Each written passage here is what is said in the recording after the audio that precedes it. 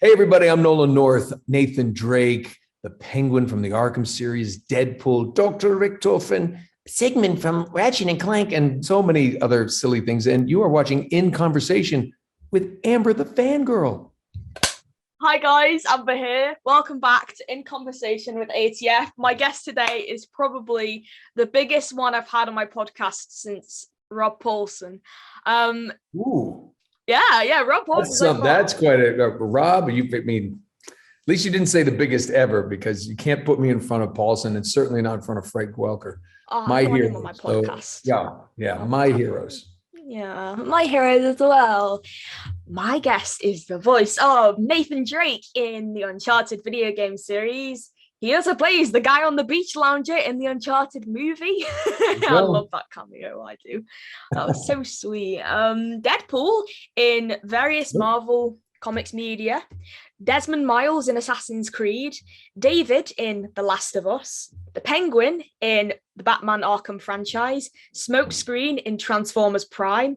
Blaze in Blaze and the Monster Machines. Superboy in Young Justice. Terrence in the second Angry Birds movie, Snowjob in G.I. Joe Renegades, and much more. Yeah, I some of those I forgot that I had actually even done. That's impressive. You've done your homework. I forgot about G.I. Joe Snowjob. Yeah, because Rob was actually the voice of Snowjob in the original G.I. Joe cartoon. Oh, Rob Paulson? Yeah. Isn't that funny? So Rob is one of my closest friends, and I also was able to do Raphael in the 2000 movie, and he's my Raphael. When I was a kid. So to be able to do that, passing down the baton. Yeah, and it just was. And then when they did the cartoon series, Rob switched. Sean Astin became Raphael, and Rob did Donatello. And I was the evil Krang. That was the easiest job I've ever had. So I do those crazy voices, and I would go in. They'd have hundreds of lines, and I'd go in and go Krang, and that would be it. Then I would be able to go home and voiced by Pat Fraley in the original cartoon. I had him on my show. My guest is Nolan North. Welcome. Thank you. Oh my God. I appreciate it. It's great to be here. Amber the Fangirl. I've seen the podcast with Rob and these guys, and they said, you've got to do Amber's podcast. So my God. Such kind words. I'm flattered, honestly. I'm just fine right now. Ignore my fangirling and going all crazy and stuff. How are you, Nolan? I'm doing well, doing really well. Everything's moving along. It's nice to see people's faces again as this pandemic is starting to slowly sputter out, fingers crossed. Yeah. I'm doing well. Yeah, no, that's good to hear, definitely. First of all, I'd like to say it is an honor for you to be on my podcast. I mean, I've had Rob as well. You mean, just two big names to have on this podcast. I think I have to interview Frank to complete the trilogy. Yeah, got to get Frank. Frank is the holy grail, as we say in all the voiceover. I mean, he's somebody who's just done it for so long, so well. So he's the kind of the bar everybody measures themselves against, and but never quite reaches. He's something else. Yeah, I was saying to someone in my college class today. Yeah, Nolan's the king of video game voices. Frank is the king of cartoon voices. Yeah. Well, I don't know I always like to put superlatives. I just say Frank Welker is the best at what we all do. He's like I said, he's the standard that you got to go by. But yeah, I've been fortunate. I've been able to do a lot of video games, a lot of animation now, and and I've no hope of no plan on slowing down. So stay tuned. Should be more stuff. That's wonderful. Well, first of all, I like to say this before I get into the career questions and stuff. You're doing Con Liverpool this weekend. Yes, I am. The 21st and the 22nd of May. I will be there, so we will finally meet in person. So it's only a matter of time. It's only how many days? 1, 2, 3, 4, 5 days. 5 days. We'll be there. I can't wait. I always love to come over to the UK, and Liverpool's an exciting place right now, apparently, because the football club seems to be doing very, very well. Congrats to them on their FA Cup win. Not so happy. All my Man United friends, they're not very happy, but got some good buddies who are Liverpool friends too. So they're pretty excited. So that city apparently is on fire right now. So I look forward to jumping in there and hanging out with the locals. Well, that's wonderful. Grabbing a pint, grabbing a pint. Yeah, we'll have to get a pint, definitely. Well, to be fair, my ID still hasn't arrived. I've applied for a driver's license, but there's been some sort of mix-up, so I've had to resubmit my application and stuff like that. So I don't have any ID yet, but I can go for a pint with you if it's not alcohol. Oh, I see. I am 18 though, so yeah, just take my word for it. As long as the bar needs to take your word for it, not me. Oh yeah, I suppose. Yeah. It can be a bit of a thing because I've had people say, "Oh, you don't look 18. You look a lot younger," which in some cases it has helped. Some cases I think it's an insult. I'm like, I look older. Like no, you don't. No, you don't. Because when you're older, you'll be happy that you look younger. Trust me. I suppose there is that, yeah. So yeah, I'm really looking forward to meeting you. And they haven't released the panel schedule, so I'm not sure if you're doing a panel or a Q&A. I probably am. That's typically I do, but I haven't gotten the schedule either. So sometimes I just roll in there and they're like, okay, go and take it to your panel now. I'm like, okay, let's go talk to folks. So, and I usually don't, when we do a panel, I usually just I say hi and then I'm open immediately to questions because I don't really have kind of a speech to give anybody. So I just like to try to answer as many people's questions as possible. So we'll do it there on Saturday or Sunday or both. I have no idea in Liverpool. Well, that's fun. I'll be there both days. I'll be there on the Saturday with my brother, my older brother, who's a huge Uncharted fan. So he was like to me, can you do me, because I'm an artist, can you do a sketch of Nathan Drake and can you bring it with us to Liverpool so Nolan can sign it and I can frame it in my office? I'm like, yes, of course. Absolutely. We'll hook them up. You can't really see it, but it's just the outline at the moment. And then obviously on the next page, I have like when artists do like little circles and then like the sort of proportions of the characters. Yeah, that's for the special piece. I can't wait for you to Perfect. see that. I look forward to seeing it. Excited.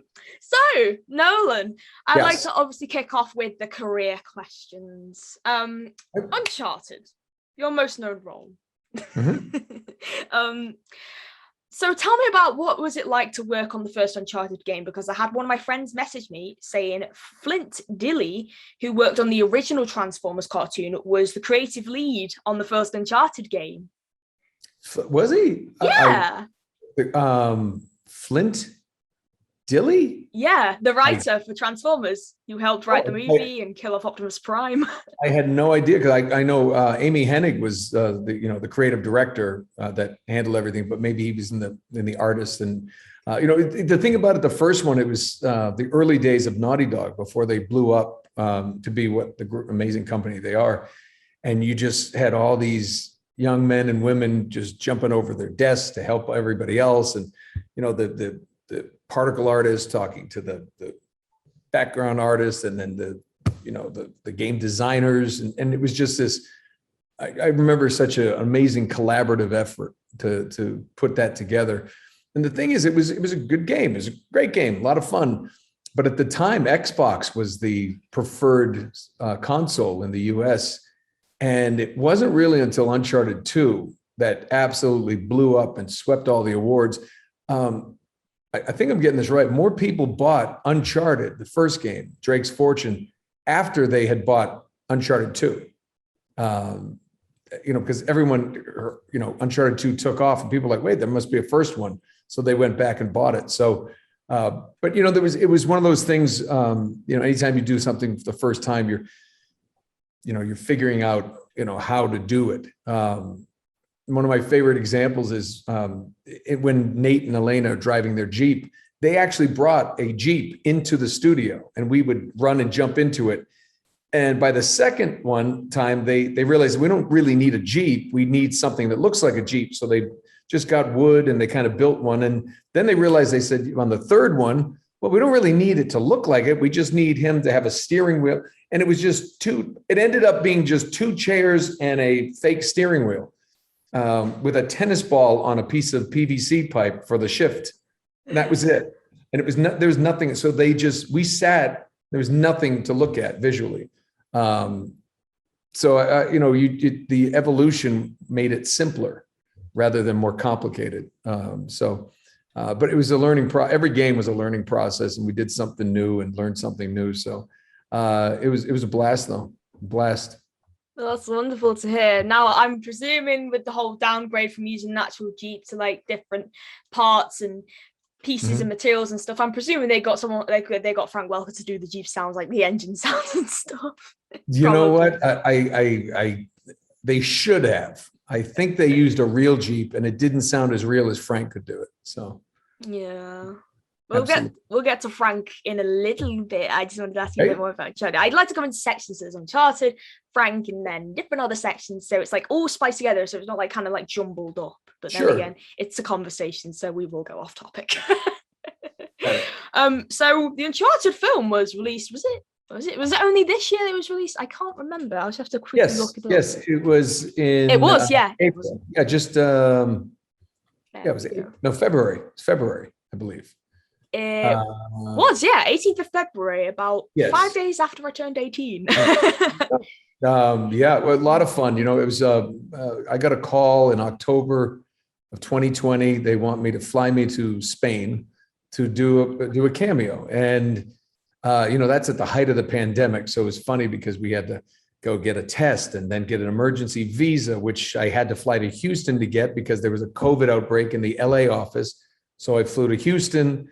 Got that done, then flew over to Spain, get another nose swab, and then had to quarantine for like 48 hours in my room. Couldn't even leave the hotel room because it was just at that time when still so many questions were unanswered. But it was brilliant, got to go over and work with Tom, Ruben Fleischer, the director, and, sat there on the beach,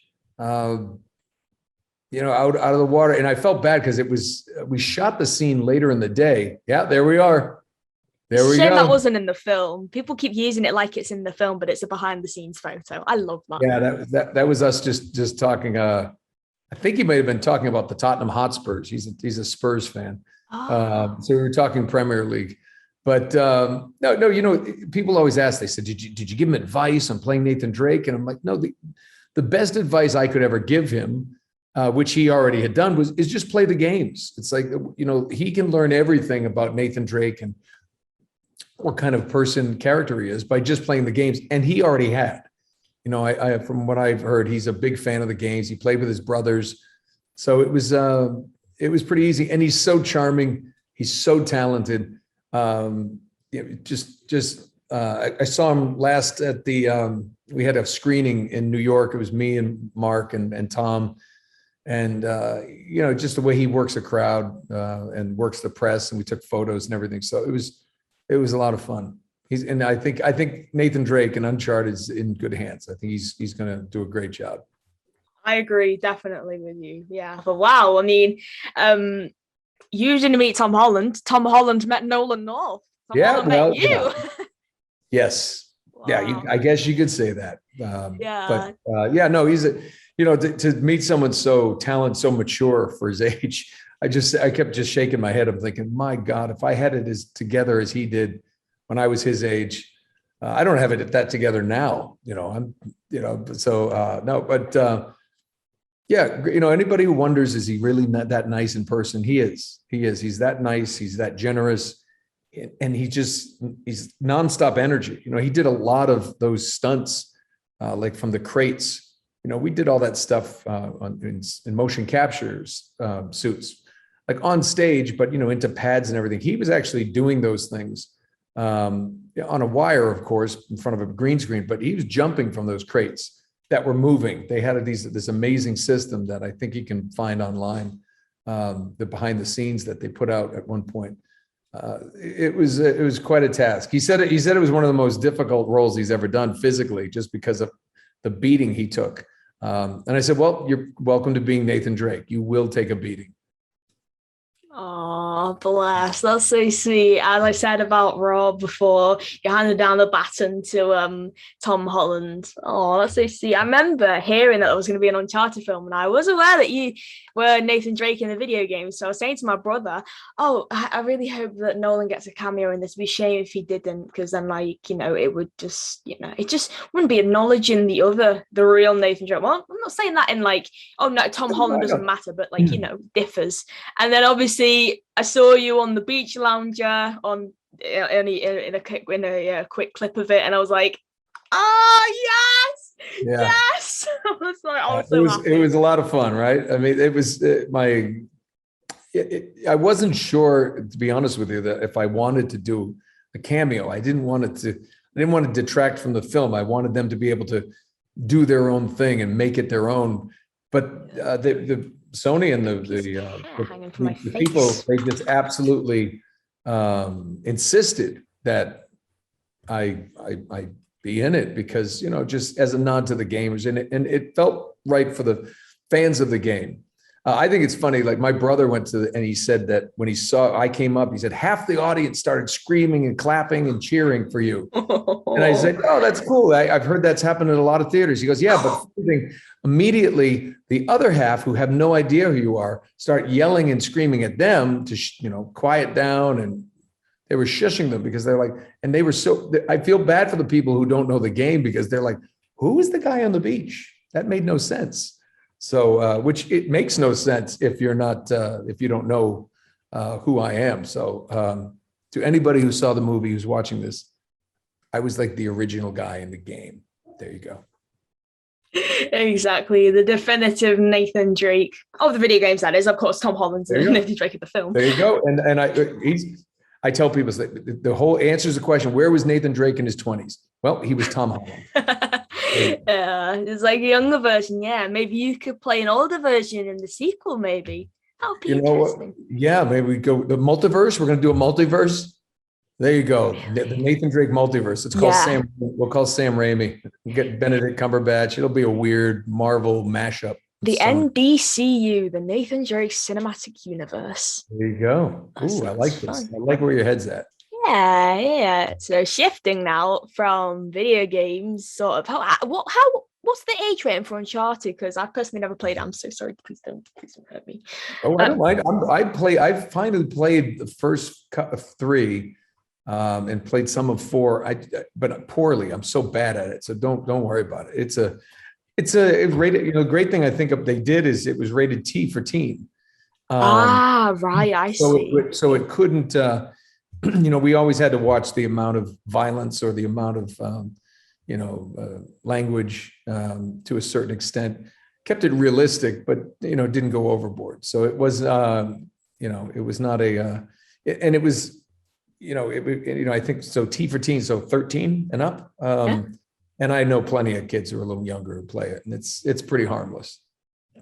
So in that case, we're shifting from teen to preschool. So I'd like to ask you about Blaze and the Monster Machines. Now, sure, I'm not in the target demographic as well. I mean, to be fair, it did start around a few years ago. Was it 2014 or 15? Oh, somewhere. You know what? I don't really know. I know that we are currently recording our 7th season. When did it start? 2014. I knew it. 14, yeah. Yeah, I would have been 10. So yeah, it's one of my proudest things I've done, to be honest with you, because, we do a lot of fun stuff, a lot of games. I've done a lot of, a number of Family Guys and Rick and Morty and, adult things. And to be able to do something that is educational for kids, especially being a dad who, my kids, we would watch Dora the Explorer and we'd watch different cartoons, and to be able to be part of that and to have something that actually was developed by educators, and I hear when I meet fans, a lot of parents were like, oh, my kids love Blaze. I can't believe Nathan Drake is Blaze, or, Dr. Richtofen from Call of Duty is Blaze, teaching my kids like, come on, we're going to count to 10. Let's go and Blaze. And it's just this amazing, energetic thing. It's just so much fun. And I'm very, very proud of it. And I know, knock on wood, we get get another season after this one, because we're currently in 7, and I just don't want it to end, and so we'll see. We'll hope. I think, isn't Charlie Adler the voice director on it? Yes, he's brilliant. He's one of my dearest friends, and I think he's actually one of the reasons I think it's so good. He has perpetual energy, and he just brings that to the session as the director. He has the best notes that you could ask for when something's a little off, and he always brings out the best performance in everybody. He just gets it, and he knows how to reach into everybody and get the performance that's necessary. And I don't think I could have done it without him. It's been a blast. Oh, that's so sweet of you to say, Nolan. I'd like to quickly point out. This is like I'd say a coincidence or something like that, but I remember going to Liverpool or like the surrounding area, like Merseyside, like on just across the River Mersey from Liverpool, and I was in like a B&Q, which is like a DIY gardening store, and on the floor was a Blaze sticker. And I was like, oh, what's this? So I took a picture of it to show my friend, because we're both into kids shows and stuff, and like Nick Jr. and stuff, because, like Blaze, Dora, Air in England with the original voice tracks. So we get to hear you on British TV. And then 4 years later, you're doing Con Liverpool. Was that sticker a sign? But yeah, it was a premonition. It's I was supposed to be coming to the UK before then, and then the pandemic hit. I think that messed up a lot of the convention scheduling and things like that. So, but I've done London a number of times, and I've been up in Manchester, Birmingham, Glasgow, up in Scotland, and it's my first time doing a con in Liverpool. I've been to Liverpool before with some friends on a golf trip. We played Royal Liverpool, which is just a bucket list item of mine.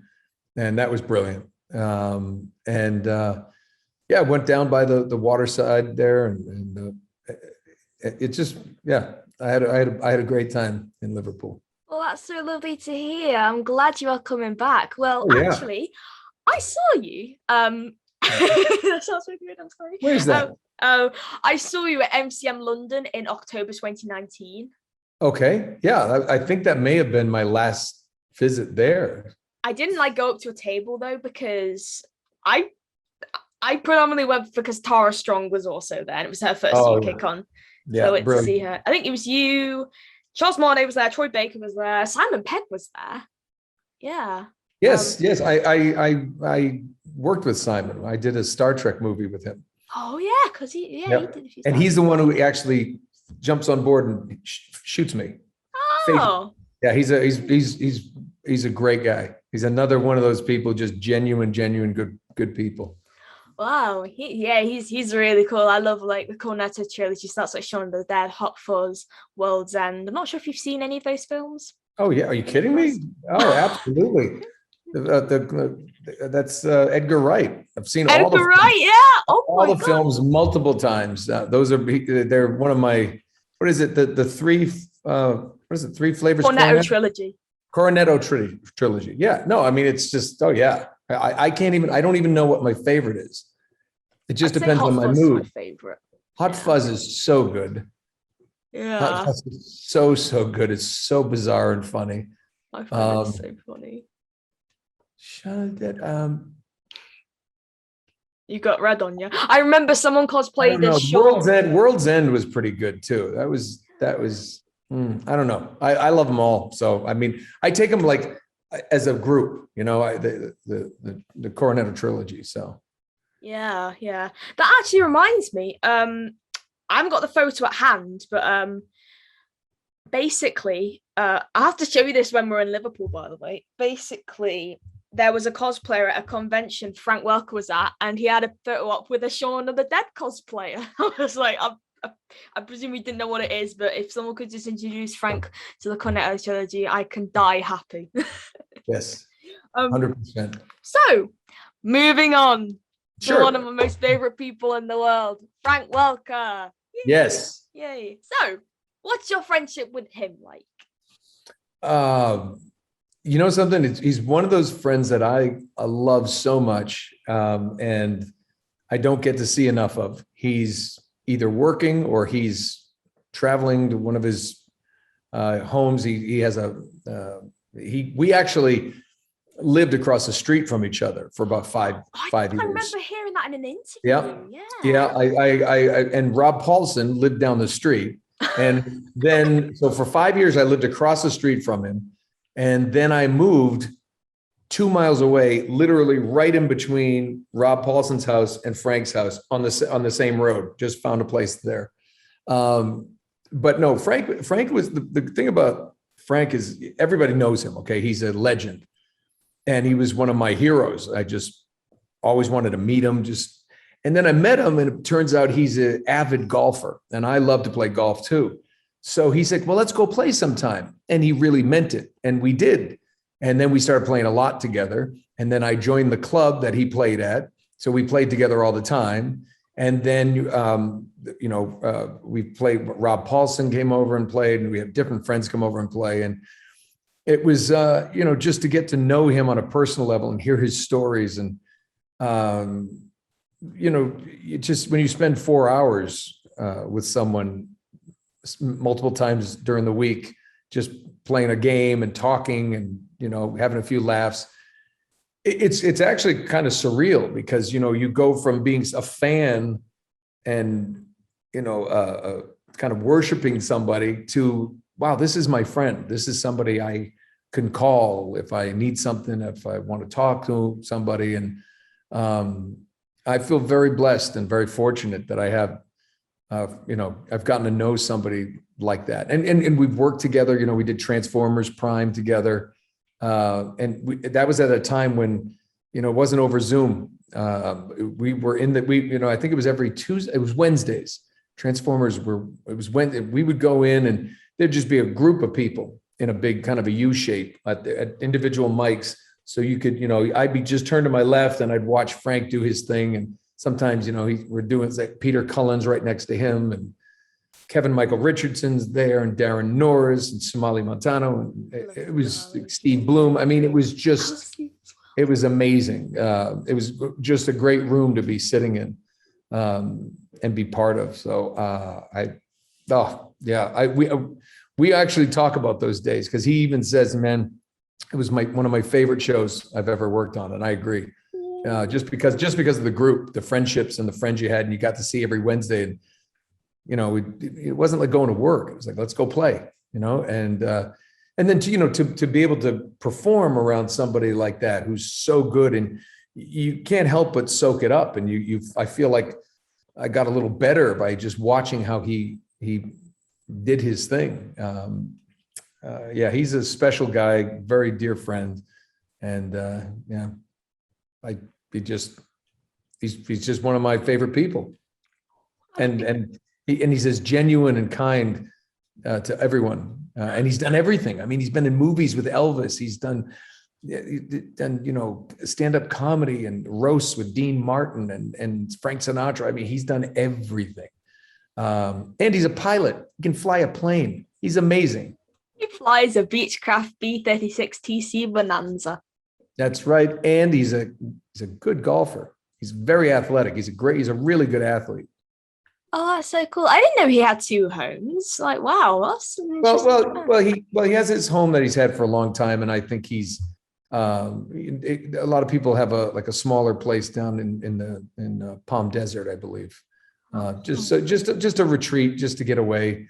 He's got a lot of friends down there, I believe. And I think he just, sometimes he likes to go down there, just get away. Sometimes you have to get out of Los Angeles. Yeah, I don't blame him. The hustle and the bustle of the city can wear you down. I live on the outskirts of the city, but we are planning on moving into the countryside hopefully next year. Nice. So Nice. That'll be a nice escape for all of us. Yeah. I think we're going on holiday to Wales in a few weeks. It's literally just a lodge in the middle of nowhere. It's beautiful. The wildlife. It's got a lake. It's just so beautiful. It's just so nice just to get away from society. Yeah. Oh, yeah. Absolutely. Yeah. Wales. I was supposed to do the Wales Comic-Con, and I really want to do that last month. Last November. Or last November, I think, and then it couldn't work out, or the scheduling or something happened. But because I have a lot of Scottish, English, and Welsh in my heritage. Oh, what? I didn't know that. Yeah. Wow. So I'm looking forward. I'd like to go back to. I think Wales is kind of the motherland. I think that's what my dad tells me. I don't know. Oh, I see. I've been studying Welsh, so I know a little bit of it. Oh, well, yeah. I know some people who are Welsh, and they start talking it. I'm like, that's Peter Jackson, Lord of the Rings stuff. I don't know what you're saying. Go. Yeah, I see. If I wanted to say I like Nolan North, I would say Dwayne Hoffey, Nolan North, which is Dwayne Hoffey is I like. Hoffey? Yeah, Dewey Dim in is I do not. Oh, Dewey Dim in Hoffey is I do not like. So I'm so yeah, it's on Duolingo. I'm on like a 20-day streak, so yeah. Okay, Dewey Dim and Hoffey. Yes. Dewey Dim and Hoffey. I'm going to teach you. When we get to Liverpool, I'm going to teach you how to say the longest town name in Wales that Frank has also been learning. I've seen Naomi Watts do it. Go.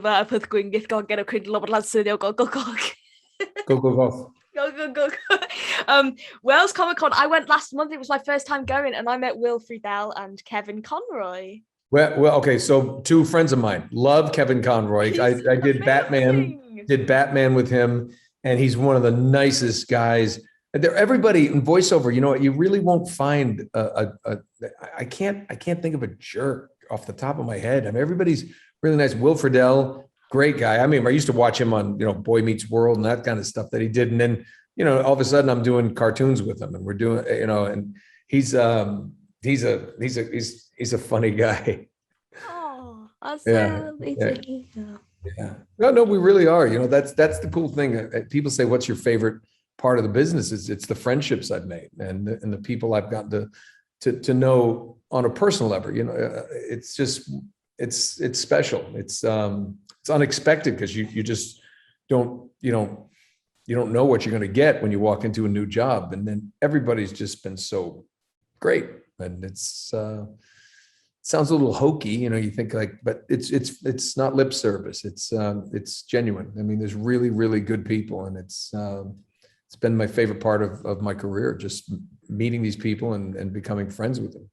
So. That's so lovely to hear. Such kind words, Nolan. Wow. It's a good question. Actually, you answered my question before when we were talking about Transformers Prime and its ensemble cast. I was going to ask what's it like to record an ensemble, and also with Peter Cullen, because I believe you did a few scenes with him, and also you did War for Cybertron with him. You did a San Diego Comic-Con panel with him. Oh yeah. Wow. Yeah. So, well, that was one of the cool moments I can tell you is the first time I had a scene with him, because I had a bunch of different scenes with him, and we were always in the same room, even if my characters weren't talking. So what you do is you just sit back from the mic, and whoever's doing their scenes, then when it's your turn, your scene, you just lean forward and you do your thing. And I remember one time it's like Smokescreen is doing something. He's like, "What are we going to do, Optimus?" And I'm looking at my script and I hear Autobots roll out. And he did the famous line. And I got goosebumps. And I looked over and I was like, like I totally fanboyed out. And Kevin Michael Richardson was sitting next to me, and he nudged my arm, and he's like, gets me every time too. And I'm like, he said it. He said the line. And you're like, I was 8 feet away from him. I've heard it in movies. I've seen it in cartoons. It's a famous line. And then you're there and he's saying it in front of you. It's crazy. It's crazy. Wow, so sweet. Wow.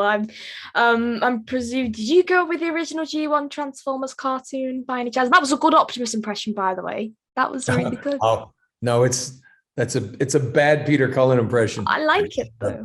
It's just the way he did it. And he's over there, and his voice is so rich and it's so round. It's like, you can, like, if anybody says, I can do an Optimus impression, it's like, no, you can't. You can do a Peter Cullen impression doing Optimus, because Peter Cullen is Optimus Prime. It's like, no one else. There's no one else. It's like when, somebody said, I'm going to do my Scooby-Doo. It's like, no, you're doing Frank Welker. You're doing Frank. I can do Freddy. Oh God, how many what's the list? That's what, Jim Cummings is another one. People think they can do Winnie the Pooh, Tigger. It's like, you can sound like Jim Cummings doing Winnie the Pooh or Tigger, but he is Winnie the Pooh and Tigger. There's a distinction. Yeah, indeed. Wow. You were actually honored with a special Bafta Award in 2018, one of the highest recognized awards from Bafta, the British Academy Film and Television Awards. Well, they also have Bafta Gaming as well. How did you feel when you were contacted to say, oh, we want you to have this award? Kind of stunned, to be honest. It's I don't really get into awards that much. Because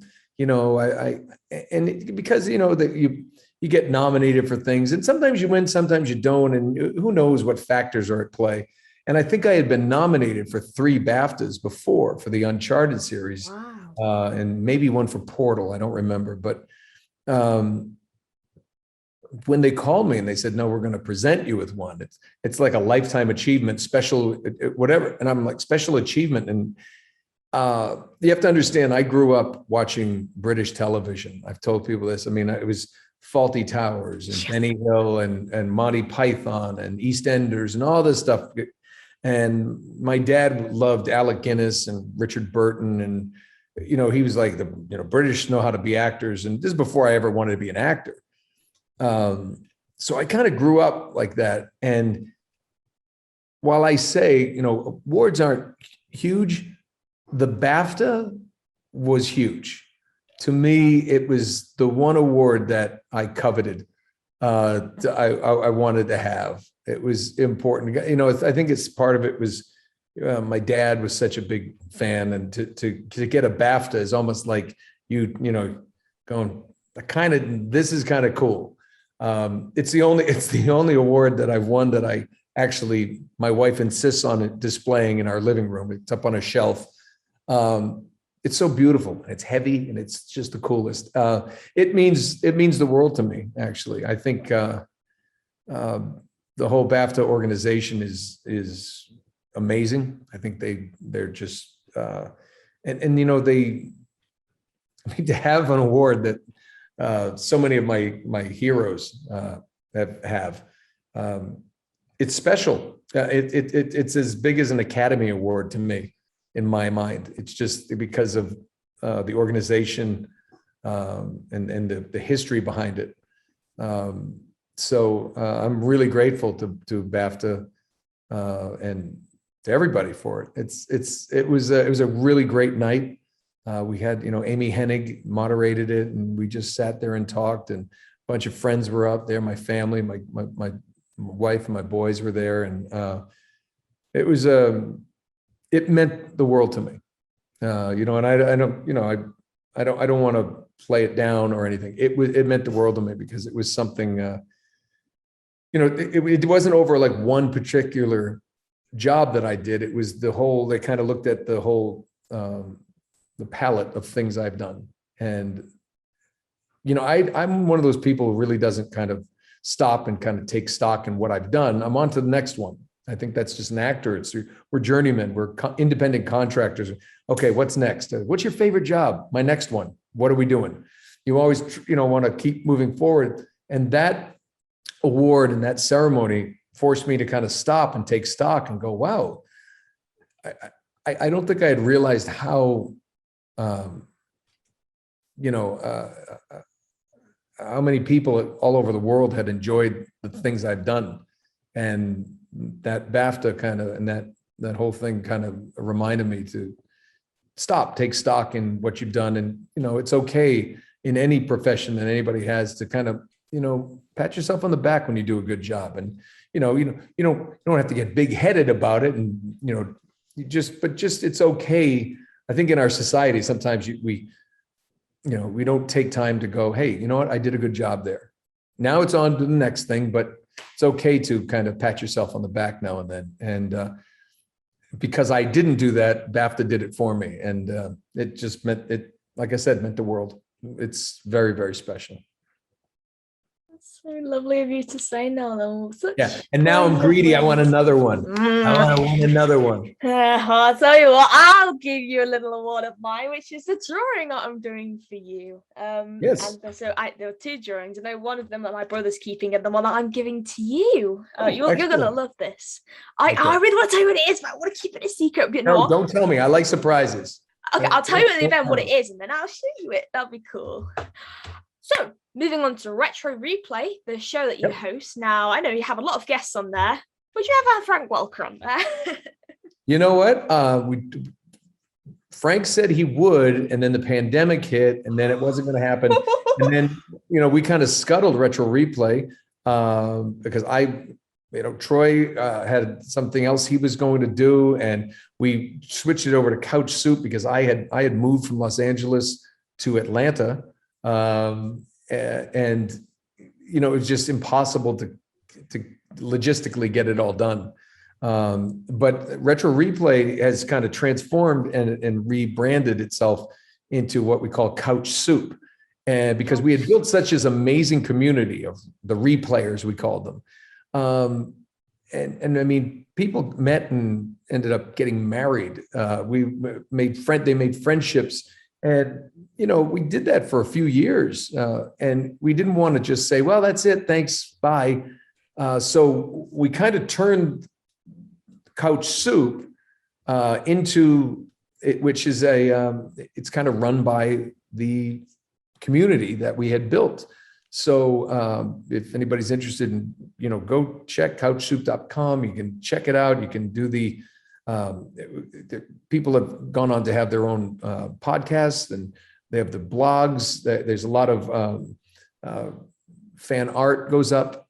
You submit your own thing, and it's just an empowering, fun, cool place for people to, go and enjoy that community. I still pop on now and then. There's a show called Trailer Talk that we kind of do game trailers or movie trailers or whatever we kind of want to talk about that week.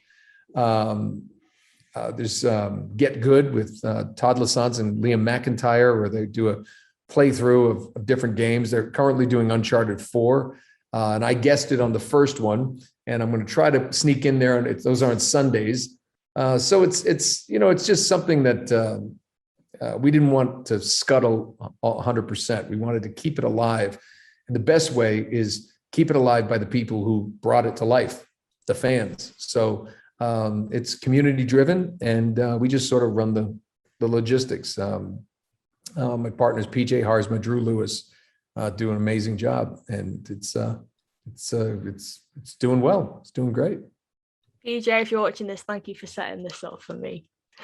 He's someone who helped me get to you. So he's got my number. We were talking, and he said, "Yeah, you got to go do this." I'm like, "Sure, absolutely."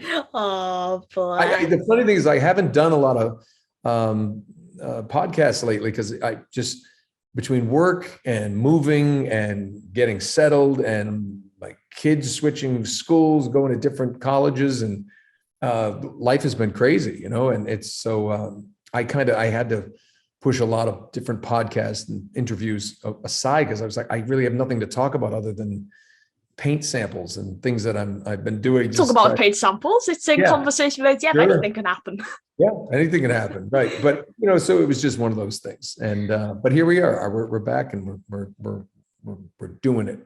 Wonderful. So to finish off this interview in the next probably 5 minutes, I'd like to ask you some fun questions, if that's okay. Oh, okay. I'm ready. See, what games do you play in your spare time? I mean, my personal favorites are Animal Crossing, GTA 5, Parappa the Rapper. Have you ever heard of Parappa the Rapper? No. You haven't? Oh, I would have thought you might have done. I presume What's it called? Parappa the Rapper. Parappa the Rapper? No, I haven't. Oh. What games do I play? I really don't play a lot of games. I go out and I'll go for a bike ride or I'll golf. I like to get outside and do that stuff. But if sometimes phone games, just something stupid that kind of pops up, whether it's, something like old guys Sudoku or something on a plane that just kind of kills the time. And Trying to think of some fun ones that I have played. I did check out a little Destiny because the Witch Queen and that kind of stuff. I played some Call of Duty zombie thing with my son, who was into that at one point. But it's so, I don't know, I'm not good at it. And I don't have, my problem is I'll get into a game and I won't stop for hours and just day gone. I'll wake up, have some coffee. And then if I start a game, I'll be having coffee the next day before it's over. Just, I won't eat, I'll wet my pants and I'll just like, I didn't even get up to go to the bathroom. I'm just, I get sucked into those games. So it's a little dangerous for me. I see. Wow. Speaking of your kids, you've got two sons, haven't you? And I think one of them wants to be an actor, doesn't he? They both are going to be actors. Oh, one of them, 22-year-old, just had a movie that he did when he was 18. It just came out. It had been delayed. It's called Hostile Territory. He did that. Oh. He did, and the funny thing is, somebody sent us a picture of iTunes. It was in the top 10 of iTunes. The number one movie in iTunes was Uncharted, and my friend circled it on the screenshot and then circled his movie. So my son and I had a movie at the same time. And so that was special. That was cool. Proud papa moment. And my younger son, who's be turning 19 this month. Is he younger than me? I mean, you're older than me. Yeah, he wants to pursue it now. He's studying film and TV, but he really loves the voiceover aspect. He likes the on camera too, but he's like, my older son's not really, he's like, I don't really know about voiceover. I'm not very good at it. And he is, but he'll come around. Yeah, my younger son, he's like, he said, I want to read again. So I'm like, all right, well, and it's funny. I mean, part of me wishes they'd go be a doctor, go be a lawyer, do real estate, but I can't, because this is a tough life. And it's this career there is an element of luck involved, but we'll see. I'm just here now to support and encourage, and hell, if I can do it, anybody can. So. Yeah, indeed. I don't know if you can see here this orange helicopter here. This is my first ever voiceover role. I'm a voice actress myself. This is a corner-operated helicopter ride. It has my voice on it. I did it just before the pandemic. Only two models were made. Yeah. That's so cool. And I'm doing voices for I don't think I've been a helicopter. Well, Blaze turned into a helicopter once. So I've been a Blaze helicopter, but I think he turned into one. Nolan, I'd like to ask you, what's your favorite food? Favorite food? No, gosh, probably anything Italian. Italian food is great. Chicken Parmigiana. That might be my favorite. Chicken Parmigiana. Just put that on there with some linguine, and I'm a happy guy. Good choice. Yeah. What's your favorite color? Blue. Blue, you're a blue person. I'm a yellow person. Oh, you can probably tell by my headphones. They've also got blue on them as well, so that's really cool. There you go. Yeah. And light blue. That's nice too. No, any kind of blue. I love blue. Wow. In that case, I'll add a light blue. I'll add a lot of light blue things onto my drawing that I'm doing for you. My final question to you is, what's your ideal weekend activity? Ideal weekend. Go out with some friends, play a round of golf, come back, get the grill fired up, get myself a nice drink and cook some chicken or steaks or things like that on the grill, and toss a big salad and have just friends and my family around, and my dogs, and maybe good conversation, maybe move into a good movie here at home, not at the theater, just like crawl into with blankets and everything and watch a great movie and fall asleep on the couch. That'd be really cool. Well, that sounds like fun, definitely. Yeah. Nolan, where can we find you on social media? Well, you can find me on Twitter at Nolan_North. I always look for the blue check. And on Instagram, I'm really Nolan North. you find me there. I troll it every now and then. I'm not very good at social media. I probably should do more, but you can send me stuff there, and I do check it more often than not. But don't get mad at me if I just try to reach me, everybody. If everybody tries to reach me and I just don't get back to you, because it's like I don't look at it sometimes and I just miss it. Yeah, that's understandable. Have you got a website? Well, no, I'll link Couch Soup in the description. Couch Soup, no, Couch Soup is the main website that people should go check out. And because there's always lots of fun stuff there. Join the community for free, or you can donate. It's like it's your choice, but you can bring anything you want to it. If you like to write, you like to do podcast blogs, things you want to share, we are happy to put a bunch of stuff up. So, well, that's wonderful. Come join the Couch Soup party. I think I'm already a part of it, but I will rejoin again just for you. Definitely.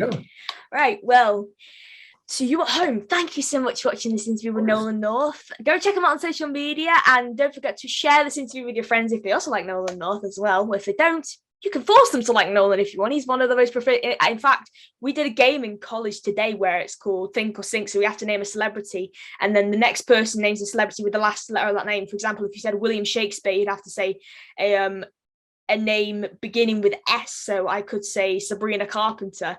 So someone said N. So I was like, and when you say one with like a double letter, so like Willy Wonka, it would go back the other way. So of course I went Nolan North. Yeah, when someone said N, I was like, Nolan North, you. Yeah. And everybody, it's the double. The alliteration is always a winner. I asked people, do they know Nolan North is? And then people were like, yeah, I think so. And then one guy goes, isn't that the guy who plays Nathan Drake in Uncharted? And I'm like, yes. So I'm like, you're recognized in England. So that's right. Thanks so much for watching this interview, and we shall see you in the future. Stay safe, stay happy, and we'll see you around. Bye. Thanks, everybody. And cut.